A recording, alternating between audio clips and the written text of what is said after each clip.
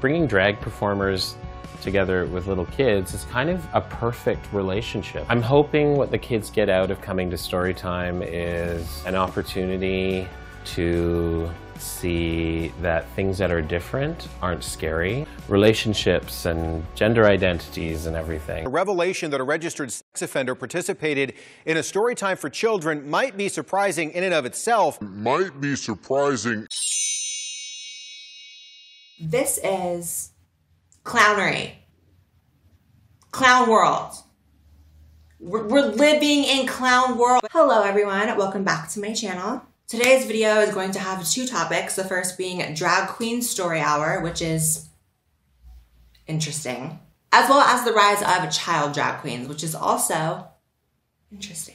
Also, I just got back from the gym, so please excuse the lack of glamour. By the way, there is brand new merch on my merch store right now. It's limited edition, and I have never gotten so many requests for, was that a moment for you?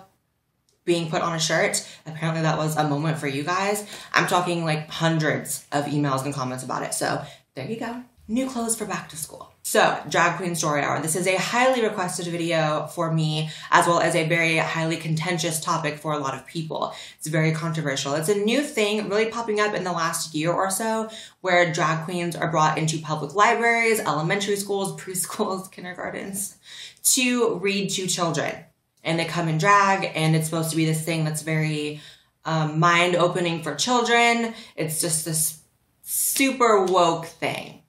Very woke. Now, I want to make one thing clear, that I don't actually have any type of issue with drag as an art or as a performative type of situation.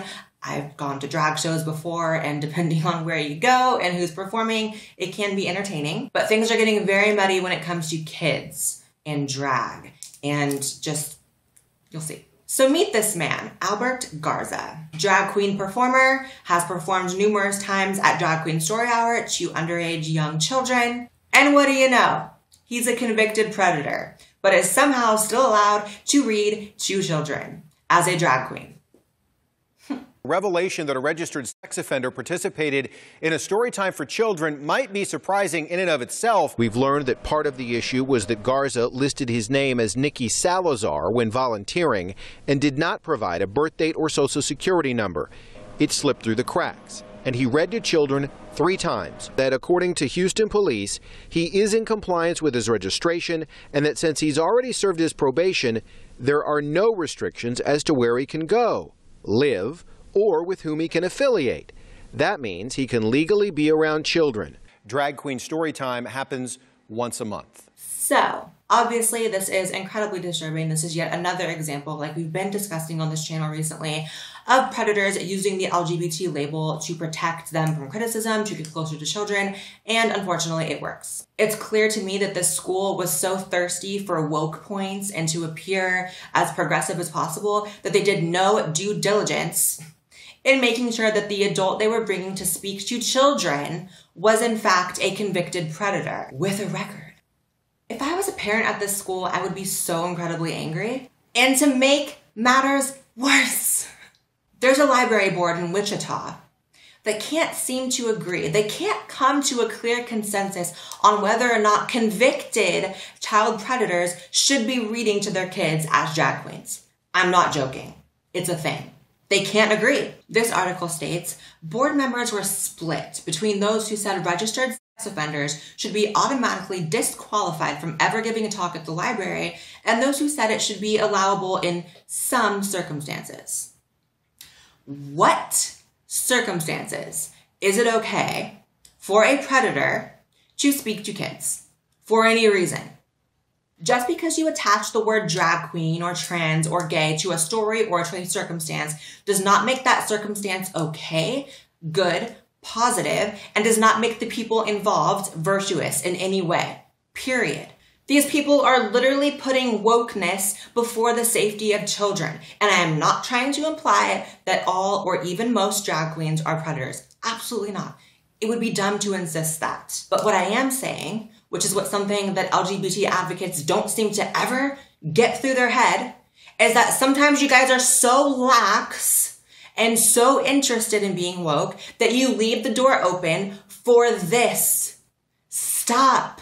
Like, I hate to constantly get all think of the children on you, but think of the children. Like, how many times do you have to be warned about how slippery the slope is before you take some precautions and don't slide off the damn mountain? Personally, I think there's a time and place for drag. There's a lot of adult elements to drag and the performance of drag, and I don't think it belongs in schools to 5 and 6-year-olds. That's just me personally. I would not personally take my child to a drag queen story hour. I just wouldn't. Does that mean drag is bad or drag in general is predatory? Of course not. It's performance. There's all types of performance. People go to strip clubs, like people go to drag bars. Like, it's a thing. And that's okay. But when you look at a lot of the drag performers that are going to these schools, they're kind of obscene. Like, a lot of kids have fear of clowns. I can only imagine the fear that these would incite. That's just my initial thought. I'm kind of scared and I'm an adult. I'm hoping what the kids get out of coming to Storytime is an opportunity to see that things that are different aren't scary, that things that are different are amazing. Like, I really don't care who calls me out for, like, even mentioning this guy's looks, but, like, that's unsightly. And especially when you look at a lot of the books that these drag queens are reading, they're not universally loved and safe books like Mary Poppins or Dr. Seuss or whatever. It oftentimes is books about LGBT issues and LGBT people, and I'm sorry, I have never seen adequate evidence that kids as young as 4, 5, and 6 need to be learning about LGBT stuff. That's just something I feel like, you know, everyone at a certain point in their life comes to learn about it, and it's just a fact of the world. There are LGBT people. I don't think that 4-year-olds need to be concerned with it. Okay, and then people wanted to know my opinion on drag kids. There are some pretty famous drag kids out there right now. One by the name of Desmond is amazing. One by the name of Lactatia, which, it's a really weird name. Lactatia is the deviest diva you could ever think of. It's 2018. There's gonna be drag kids in the world. And I'm one of them. And honestly, I have a pretty similar opinion with, you know, drag kids, which is oftentimes young boys, and like the Toddlers and Tiaras type show, or people who put young girls in pageants where they're dressed scantily clad. Like, it's the same kind of thing to me, honestly. I don't like it. And not only that, some of these drag kids are performing in clubs, 21 and over clubs, where grown men are throwing dollar bills on them.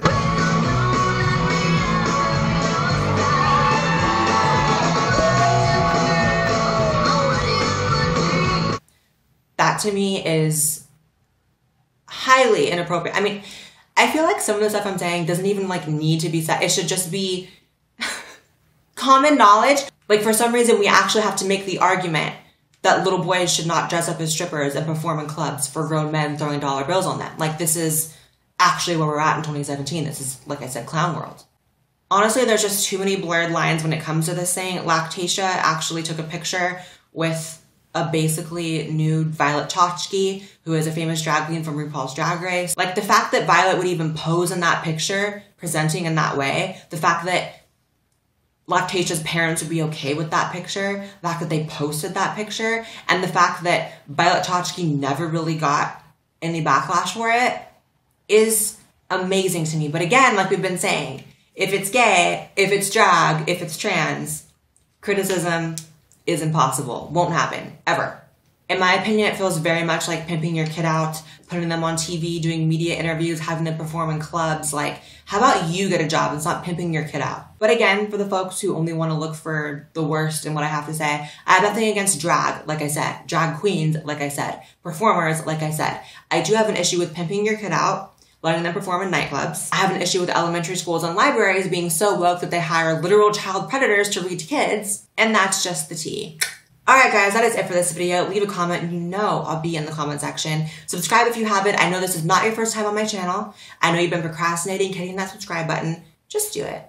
Just do it. Make sure you come to my birthday meetup in San Francisco on September 14th. We're about 2 weeks away. You're gonna wanna come. It's gonna be so much fun. Follow me on Twitter and Instagram, and I will see you in the next video. Peace.